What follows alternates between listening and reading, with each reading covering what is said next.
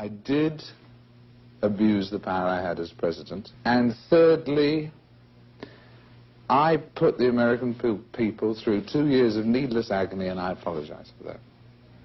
And I know how difficult it is for anyone, and most of all you, but I think that people need to hear it, and I think unless you say it, you're going to be haunted for the rest of your life.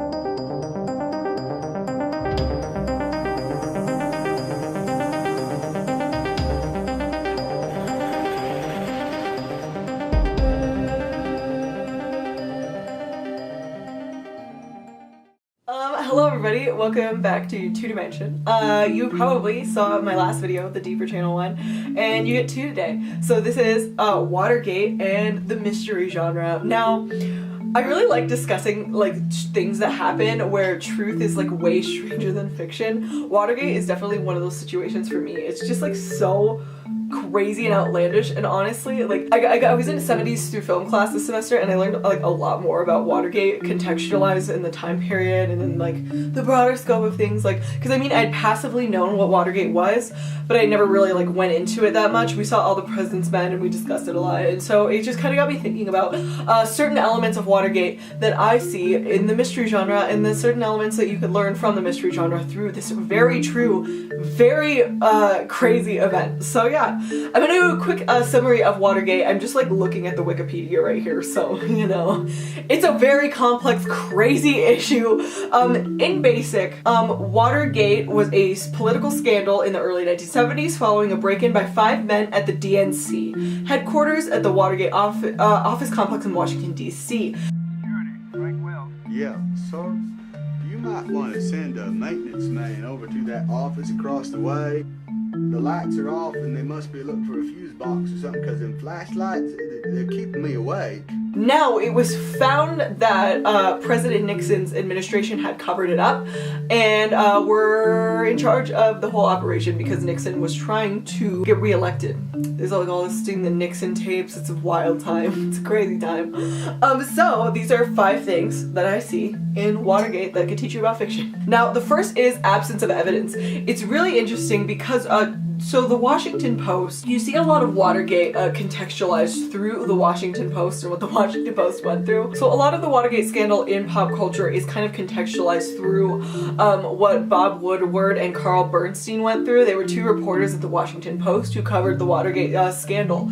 Now, it was really interesting because there was a very strong absence of evidence. There was a lot of loyalty within Nixon's party, and that loyalty kind of led to, okay, so thinking about American politics and American identity. Now, people within Watergate thought that it was more prideful to be loyal to Nixon and his party as opposed to being more loyal towards the American public and towards the truth and things like that within Watergate. Now, it's really interesting because in terms of this absence of evidence kind of thing, I'm going to talk about this a bit later too. So Bob Woodward specifically had a contact named Deep Throat, and it's really interesting because in this era, in this area where they kind of weren't able to gather information from people in traditional ways, interviews are a little different in Watergate because there was such a strong sense of loyalty, and it was very reminiscent of kind of like a Sherlock Holmes novel where he's interviewing people who know what's going on but they don't say anything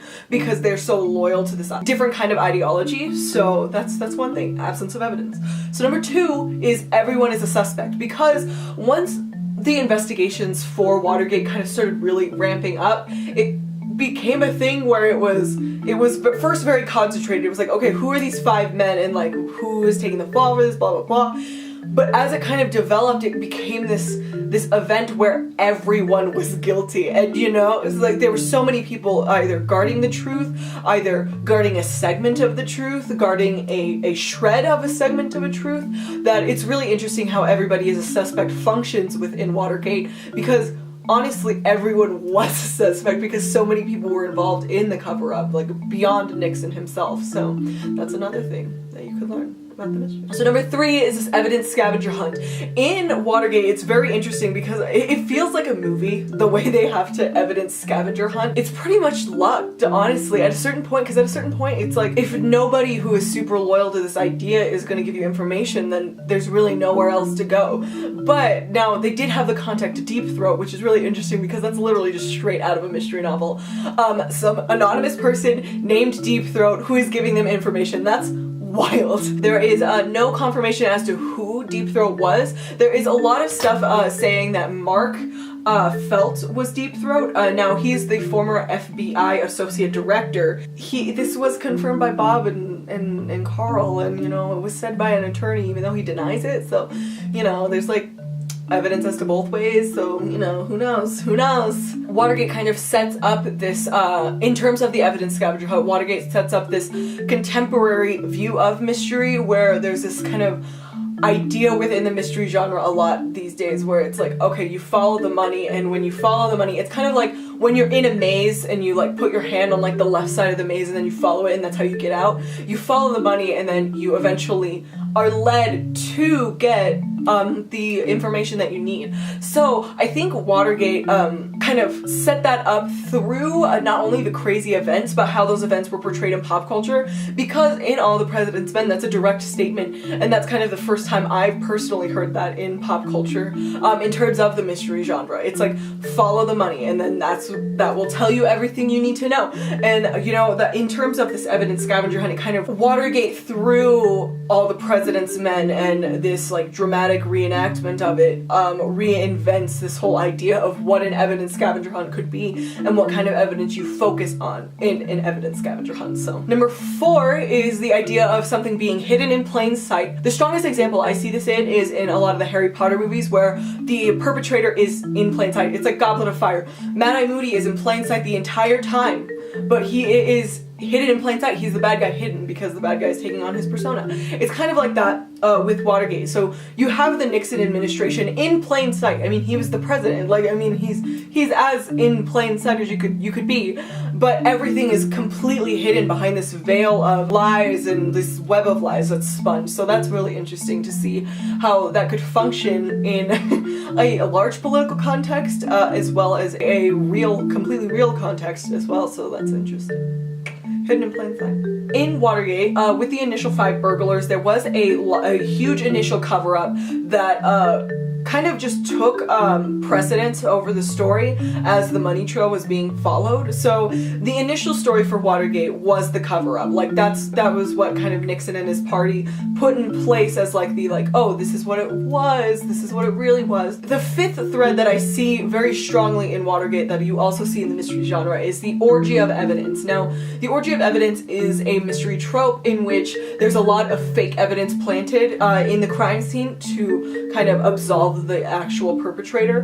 Now, that is completely true of Watergate. There was so much cover-up, kind of like we were talking with everyone as a suspect in the evidence scavenger hunt. There's so many layers of cover-ups that the orgy of evidence is just kind of like a byproduct of that, because there is so many fake evidence. There was so much fake evidence in the initial stages of Watergate that led to the cover-up being the like official story for a very long time until the Washington Post began to publish about Watergate. So I hope that this video kind of showed you that truth is very stranger than fiction. Truth is so much stranger than fiction.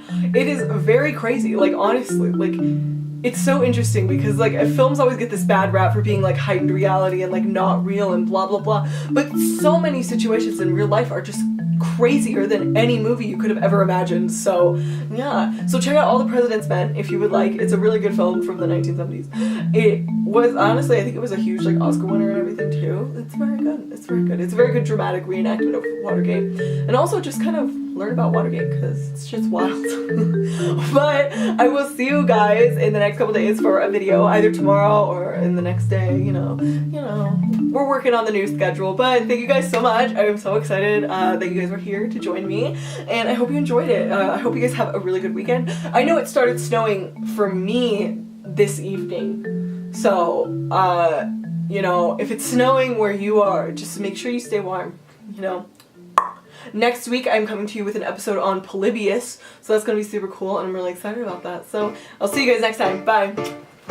Every time we touch, your hands are colder, colder. There's no beating coming from your wooden chest. Frozen grin, a man